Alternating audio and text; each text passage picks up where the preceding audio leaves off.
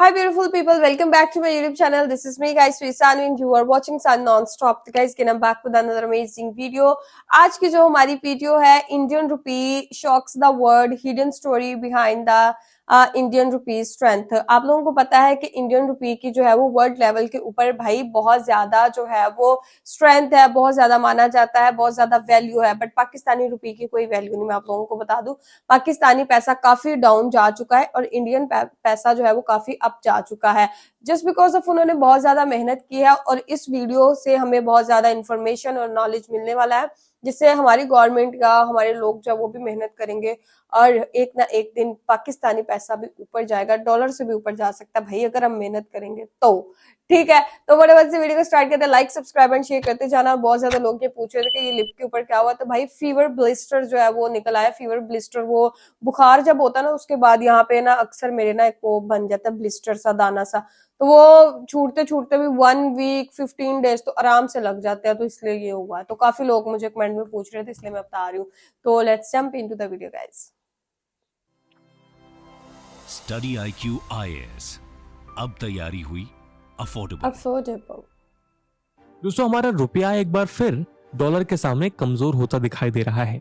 जी हाँ, हाल ही की रिपोर्ट्स में इंडियन रुपी की वैल्यू डॉलर के सामने गिरते गिरते अपने रिकॉर्ड लोएस्ट लेवल तक पहुंच गई है और करंट एक्सचेंज रेट को देखते हुए अब आपको $1 के बदले 83 रुपए से भी ज्यादा चुकाने की जरूरत पड़ेगी। यहाँ तक कि हाल ही में पब्लिश हुई यार इधर डॉलर 83 का है और पाकिस्तान के अंदर $1 जो है 280 का है। आज का रेट डॉलर का बता रही हूँ, मगर इस सब के बीच भी अगर हम आपसे कहें कि ग्लोबल लेवल पर भारत का रुपया कमजोर नहीं बल्कि मजबूत हो रहा है, तो आप जरूर इसे मजाक मानेंगे।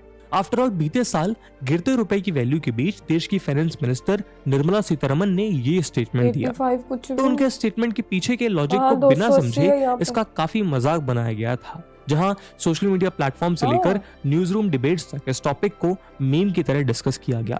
लेकिन उस समय की तरह ही ये बात आज भी उतनी ही सही है कि भले ही आज डॉलर के कंपैरिजन में भारत का रुपया कमजोर होता दिखाई दे रहा हो, मगर ये केवल आधा सच है, क्योंकि इस कंपैरिजन में रुपया केवल कमजोर दिखाई दे रहा है पर असल में वो कमजोर है नहीं। आप पूछेंगे कि वो कैसे, तो चलिए आज हम आपको इस वीडियो में बताते हैं कि कैसे यूएसए अपने डोमिनेंट पोजीशन का फायदा उठाकर डॉलर को मजबूत तो बना रहा है, लेकिन वो फिर भी ग्लोबल लेवल पर भारत के रुपए को टस से मस नहीं कर पा रहा है। बल्कि बीते 10 सालों में इंडियन रुपी दूसरे इंटरनेशनल करेंसीज के कंपैरिजन में ना केवल स्टेबल दिखाई देता है बल्कि कुछ के कंपैरिजन में तो वो कंसिडरेबली स्ट्रांग भी हुआ है। यही कारण है कि डॉलर के सामने विजिबली वीकर नजर आता रुपये की एक्सेप्टेंस ग्लोबल लेवल पर बढ़ती जा रही है। दोस्तों, आज की वीडियो की इंपॉर्टेंस यूपीएससी प्रीलिम्स और मेंस के जीएस पेपर 3 के इंडियन इकोनॉमी सेक्शन के लिहाज से इंपॉर्टेंट है। तो चलिए शुरू करते हैं आज का डिस्कशन। दोस्तों, सबसे पहले तो हम ये समझ लेते हैं कि आखिर यूएस डॉलर मजबूत हो कैसे रहा है। अगर हम इस विषय को गहराई में समझने की कोशिश करेंगे तो हम पाएंगे कि यूएस में बीते लगभग 100 सालों से लगातार ग्लोबल इकोनॉमी में अपनी डोमिनेंस बनाए रखने में इसीलिए कामयाब हुआ है क्योंकि ग्लोबली ट्रांजैक्शन और इन्वेस्टमेंट के लिए most preferred currency US dollar का पूरा कंट्रोल उसी के हाथों में है। कहानी में थोड़ा पीछे चले तो हम पाएंगे कि जिस तरह भारत में आरबीआई रेपो रेट्स और रिवर्स रेपो रेट्स निर्धारित करके इंडियन इकोनॉमी में रुपये की सप्लाई और इन्फ्लेशन को कंट्रोल करता है, ठीक उसी तरह यूएसए में ये काम वहां के सेंट्रल बैंक यानी उनकी फेडरल रिजर्व का है, जो जरूरत के मुताबिक इंटरेस्ट रेट्स को निर्धारित करके यूएस इकोनॉमी में डॉलर के सप्लाई को मेंटेन करती है। अब अगर हम 2014 की स्थिति में देखें तो उस समय यूएस फेडरल रिजर्व का इंटरेस्ट रेट महज 0.1% था।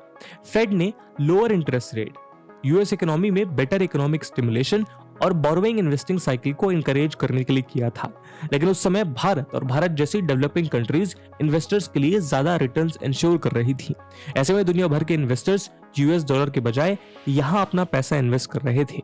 मगर इसी बीच कोविड-19 क्राइसिस के दौरान ग्लोबल पैंडेमिक की शुरुआत हुई तो दुनिया भर के इन्वेस्टर्स एक्स्ट्रा रिस्क लेने के बजाय यूएस डॉलर में ऑलमोस्ट रिस्क फ्री इन्वेस्टमेंट करने के लिए इनकरेज हुए। आफ्टर ऑल, यूएस डॉलर दुनिया की मोस्ट एक्सेप्टेबल करेंसी है। ऐसे में इसमें किया हुआ इन्वेस्टमेंट उन्हें भले ही कोई इंटरेस्ट ना दे, लेकिन उनका लॉस नहीं होने देगा। यही कारण है कि ग्लोबल इन्वेस्टर्स ने दुनिया भर में किया हुआ अपना इन्वेस्टमेंट निकालकर यूएस डॉलर्स में इन्वेस्ट करना शुरू कर दिया। अब इससे ग्लोबली यूएस डॉलर की डिमांड अपने आप बढ़ने लगी।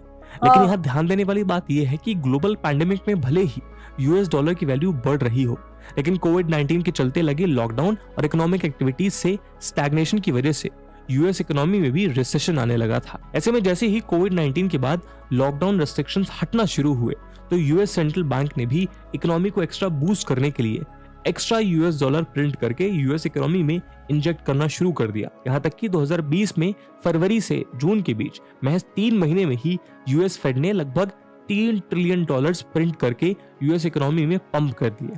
अब आप भी सोच रहे होंगे कि हाँ, ये तो सही बात है, अगर डॉलर दुनिया की मोस्ट सॉट आफ्टर करेंसी है और उसे बनाने की चाबी यूएस फेड के हाथ में है तो फिर वो जितने चाहे उतने डॉलर्स बना लें, इसमें दिक्कत क्या है। मगर यही एक कैच और है, क्योंकि कोविड-19 के बाद आए इकोनॉमिक स्लोडाउन से खुद को निकालने के लिए यूएस फेडरल रिजर्व ने डॉलर्स प्रिंट करके इकोनॉमी में पुश तो कर दिए और ऐसा करके यूएसए पैंडेमिक लेड स्टैग्नेशन से बाहर आ भी गया, लेकिन इकोनॉमी में करेंसी की ह्यूज सप्लाई की वजह से यूएस इकोनॉमी में इन्फ्लेशन तेजी से बढ़ने लगा, जो बढ़ते बढ़ते 2022 के मिड तक अपने 40 साल के हाईएस्ट लेवल पर जा पहुंचा।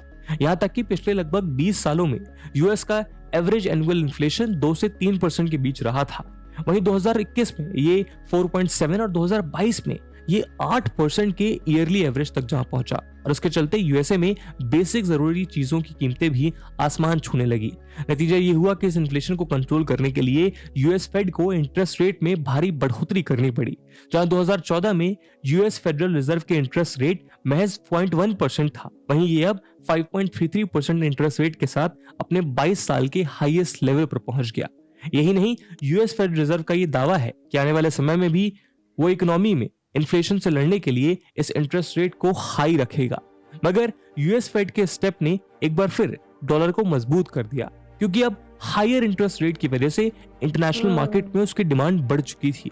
क्योंकि जैसे ही यूएस फेडरल रिजर्व ने अपने यहाँ इंटरेस्ट रेट्स को हाई किया तो दुनिया भर के इन्वेस्टर्स ने यूएस में बेटर रिटर्न्स के लिए इन्वेस्टमेंट करना शुरू कर दिया। क्योंकि जब एक इन्वेस्टर को अपने रिटर्न्स डॉलर के फॉर्म में और हायर इंटरेस्ट रेट के साथ मिल रहे हैं तो फिर वो कहीं और क्यों जाएगा।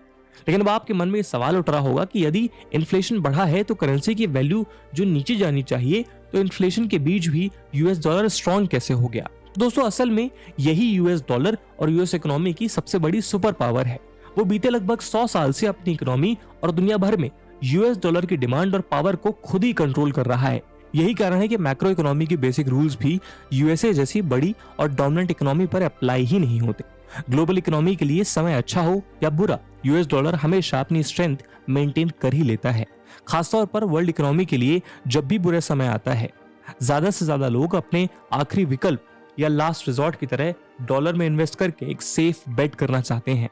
नतीजा ये होता है कि बुरे समय में भी यूएस डॉलर अपने आप स्ट्रांग हो जाता है। वहीं जब यूएस इकोनॉमी तेजी से स्टिमुलेट हो रही होती है या यूएस फेड अपने इंटरेस्ट रेट को रिवाइज करता है तो एक बार फिर सारी दुनिया यूएस में इन्वेस्टमेंट पुश करने लगती है। और यही कारण है कि आज भी यूएसए ग्लोबल सेंट्रल स्टेज का फोकल पॉइंट बना हुआ है। तो दोस्तों, ऐसे में अब आपको समझ आ गया होगा कि आखिर यूएस डॉलर क्यों मजबूत हुआ है, मगर ये तो केवल आधी कहानी है। चलिए जानते हैं कि क्यों इंडियन रुपी को कमजोर नहीं कहा जा सकता। दोस्तों, अगर हम इंडियन रुपी की ट्रेंड पर गौर करें तो हम पाएंगे कि यदि हम यूएस डॉलर के अनफेयर एडवांटेज को ध्यान में रखते हुए यूएस की बात छोड़ दें तो बाकी ग्लोबल करेंसीज के कॉन्टेक्स्ट में इंडियन रुपी काफी स्टेबल नजर आता है। अब देखिए, जहां सितंबर 2013 में यूरो की वैल्यू 85 रुपीस थी, वहीं 2023 में ये 89 रुपीस है। यानी एक्सचेंज रेट के मुकाबले बीते 10 सालों में यूरो केवल 4 रुपए महंगा हुआ है। इसी बीच 2013 से 2023 के बीच ब्रिटिश पाउंड 101 से केवल 103 ही पहुंच पाया, यानी महज 2 रुपए की बढ़ोतरी। वहीं कैनेडियन डॉलर 10 सालों में 60 रुपीस से 61 रुपीस का हो गया। सिमिलरली भारत का कोर कंपटीशन यानी चाइनीज युआन भी 10 रुपए से केवल 11 रुपए का हुआ, यानी केवल 1 रुपए का अंतर आया। जबकि इसके उलट जापानीज येन और ऑस्ट्रेलियन डॉलर इंडियन रुपए की कंपैरिजन में कमजोर हुए। जी हाँ, जहां जापानीज येन 10 सालों में 0.65 रुपीस से घटकर 0.56 रुपीस का हो गया, तो वहीं ऑस्ट्रेलियन डॉलर 59 रुपीस से घटकर 53 रुपीस का हो गया। सिमिलरली ब्राजील रियल के कंपैरिजन में भी इंडियन रुपी बीते 10 सालों में 65% और रशियन रूबल के कंपैरिजन में 123% इंक्रीज हुआ। ऐसे में हम देख सकते हैं कि मोटे तौर पर इंडियन रुपी या तो दूसरी ग्लोबल करेंसीज के कंपैरिजन में मोर और लेस स्टेबल रहा है या फिर वो उनके कंपैरिजन में मजबूत होता दिखाई देता है। ऐसे में ये बात स्पष्ट हो जाती है कि इंडियन रूपी कमजोर नहीं हुआ, बल्कि यूएस डॉलर मजबूत हो रहा है, और वो भी किसी और की वजह से नहीं, बल्कि स्क्यूड ग्लोबल इकोनॉमिक सेटअप और उसमें यूएस डॉलर की सेंट्रल पोजीशन की वजह से, जिसकी वजह से चाहे यूएस इकोनॉमी में स्लो डाउन आए या ग्लोबल रिसेशन, यूएस डॉलर हमेशा मजबूत ही बना रहता है। ऐसे में आप सोच रहे होंगे कि कितना अच्छा होता यदि इंडियन करेंसी ग्लोबल लेवल पर उसी फोकल पॉइंट पर हो पाती जहां आज यूएस डॉलर है। आफ्टर ऑल यदि ऐसा होता तो भारत अपने अनुसार मनी प्रिंट करके या इंटरेस्ट रेट्स को कंट्रोल करके विन विन पोजीशन में बना रहता। अब हालांकि भारत के नजरिए से हाल फिलहाल में ऐसा होता तो नहीं दिखाई देता, मगर फिर भी भारत तेजी से इस सूरत को बदलने की कोशिश कर रहा है। दोस्तों, हर देश की तरह भारत को भी ग्लोबल ट्रेड के लिए यूएस डॉलर की जरूरत पड़ती है, फिर चाहे वो देश की गति के लिए जरूरी क्रूड ऑयल हो, मशीनरी हो, या फिर आम जनता के लिए जरूरी कंज्यूमर गुड्स या इलेक्ट्रॉनिक्स का इंपोर्ट। हर किसी के लिए भारत को यूएस डॉलर के रूप में फॉरेन करेंसी की जरूरत पड़ती है।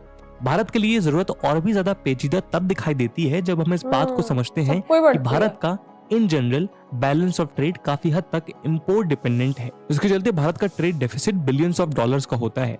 ऐसे में इंडियन करेंसी हमेशा बैकफुट पर यूएस डॉलर के फ्लक्चुएशंस का आफ्टर इफेक्ट झेलने को मजबूर दिखाई देती है, और यही कारण है कि भारत लगातार अपने ग्लोबल ट्रेड में यूएस डॉलर के इस मोनोपोली को तोड़ने की कोशिश में लगा हुआ है, जिस कड़ी में भारत की पहली सफलता घर के भीतर ही शुरू होती दिखाई दे रही है। असल में किसी भी करेंसी को वाइड स्केल पर एक्सेप्टेबल बनाने के लिए अपनी स्टेबिलिटी को इंश्योर करना बेहद जरूरी है, और जैसा हमने अभी देखा कि भारत लगातार ग्लोबली अपनी करेंसी को स्टेबल रखने में कामयाब हो रहा है। इस बात की गवाही हमें हाल ही में रिलीज हुई आरबीआई रिपोर्ट भी देती है। यही कारण है कि अगर हम ब्लूमबर्ग द्वारा प्रेजेंटेड रिपोर्ट्स की माने तो इन्वेस्टर्स के बीच एशियन मार्केट में Indian economy most favourite investment destination बनकर उभरती हुई दिखाई दे रही है, और इसीलिए वो आईएमएफ यानी इंटरनेशनल मॉनेटरी फंड के स्पेशल ड्राइंग राइट्स बास्केट में मौजूद करेंसीज के बीच अपने रुपए को भी शामिल करने की कोशिशों में लगा हुआ है। यहाँ हम आपको बता दें कि एसडीआर यानी स्पेशल ड्राइंग राइट्स आईएमएफ द्वारा क्रिएटेड इंटरनेशनल रिजर्व एसेट है, जो उसके मेंबर कंट्रीज के ऑफिशियल रिजर्व्स को सप्लीमेंट करने में काम आती है। एसडीआर की बास्केट में अब तक 5 करेंसीज को इंक्लूड किया गया है, जिसमें US dollar, euro, Chinese renminbi, Japanese yen और ब्रिटिश पाउंड स्टर्लिंग मौजूद हैं। यही नहीं, भारत लगातार अपने इंटरनेशनल ट्रेड में रुपी के इस्तेमाल को भी प्रमोट कर रहा है, जहां हाल ही में रिलीज प्रेस स्टेटमेंट में इंडियन फाइनेंस मिनिस्टर ने बताया कि भारत 22 देशों से रुपीज में ट्रेड करने को लेकर चर्चा कर रहा है। साथ ही अभी कुछ महीने पहले ही लगभग 18 देशों ने भारत के साथ बायलैटरल ट्रेड के लिए रुपी में ट्रांजैक्शन करने पर अपनी सहमति जताई थी।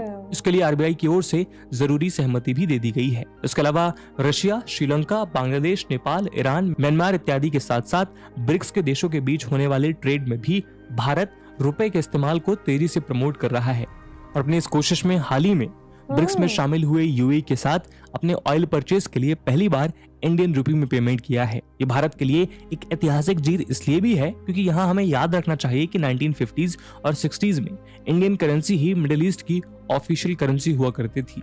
ऐसे में इंडियन रुपी के बढ़ते कदमों को देखते हुए यही समझा जाता है कि आने वाले समय भारत का ही होने वाला है, जहां जैसे जैसे ग्लोबल ट्रेड और वर्ल्ड इकोनॉमी में भारत का डोमिनेंस बढ़ेगा, भारत का सिक्का भी अपने आप चलने लगेगा। इसी उम्मीद के साथ दोस्तों आज की वीडियो को हम यही समाप्त करते हैं। इस वीडियो की इंपॉर्टेंस यूपीएससी मेंस में देखते हुए एक सवाल हम आपके लिए छोड़कर जा रहे हैं, जिसको आपको कमेंट सेक्शन में आंसर करना है। The question is, how can India enhance the role of Indian rupee in global trade and reduce its dependency on the US dollar? And with this question, my friends, that's it for the video. I hope आपको video पसंद आई होगी। वाकई यार बहुत informative video थी, और भाई India ने तो अपने पैसे को जो है वो वैल्यू दे दी, लेकिन पाकिस्तान आज तक अपनी किसी चीज को भी जो है वो वैल्यू नहीं दे पाया, तो पैसा तो फिर दूर की बात है। और ये मैं भी ये चीज ना, एक क्वेश्चन मेरे माइंड में ना बचपन में ये चीज आती होती थी कि यार अगर ये खुद पैसा बनाते, इनके पास पैसा बनाने वाली मशीन है, तो ज्यादा सारा पैसा बना के मुल्क के अंदर से गुर्बत क्यों नहीं मिटा देते। फिर बाद में जो है वो ग्रेजुअली सारी चीजें जो है बंदे को समझ आ जाती है, जब आप अपने टीचर्स वगैरह से क्वेश्चन करते हैं और ऐसी वीडियोस देखते हैं।